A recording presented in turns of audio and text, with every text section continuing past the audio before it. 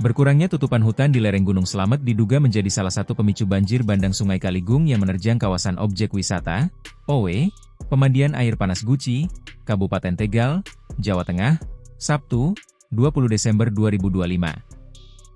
Hal ini diakui oleh Bupati Tegal Ischak Maulana Rohman. Ia menilai alih fungsi lahan hutan menjadi pertanian sayuran ikut berkontribusi terhadap meningkatnya risiko banjir bandang. Oleh karenanya, hal ini harus segera diatasi dengan segera melakukan penghijauan ulang.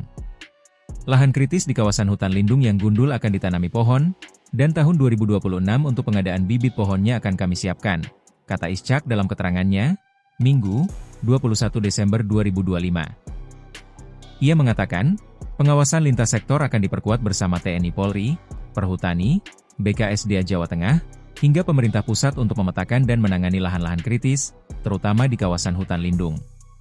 Dampak banjir bandang tersebut merusak sejumlah fasilitas wisata, mulai dari Taman Wisata Alam, TWA, Pancuran 13 milik Balai Konservasi Sumber Daya Alam, BKSDA, Jawa Tengah, Pancuran 5 milik pemerintah Kabupaten Tegal, hingga kolam renang milik swasta yang tertimbun material tanah dan batuan. Selain wahana wisata, banjir bandang juga merusak jaringan pipa air panas milik warga serta pelaku usaha penginapan dan perhotelan. Jaringan pipa tersebut selama ini mengandalkan sumber mata air utama di kawasan Pancuran 13.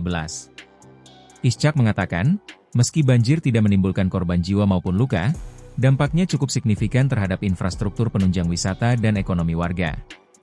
Yang terdampak langsung banjir Das Kaligung seperti Pancuran 13, Pancuran 5, dan kolam renang Barokah milik swasta memang belum bisa diakses hari ini, kata dia. Pariwisata tetap jalan. Ischak mengeklaim aktivitas pariwisata di kawasan Guci secara umum masih berjalan normal karena banyak destinasi lain yang tetap bisa dikunjungi wisatawan. Meskipun wahana seperti pemandian air panas Pancuran 13 sebagai ikon Guci belum dapat digunakan karena perlu waktu untuk proses perbaikannya, ujarnya.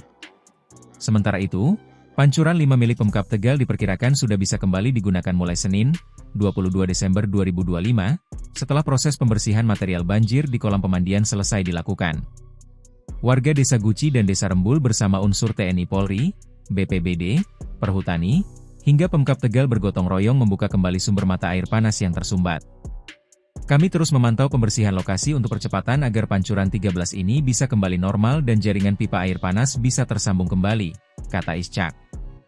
Ia menyebutkan, berdasarkan informasi dari BKSDA Jawa Tengah, pembersihan Pancuran 13 ditargetkan rampung dalam waktu 7 hari ke depan.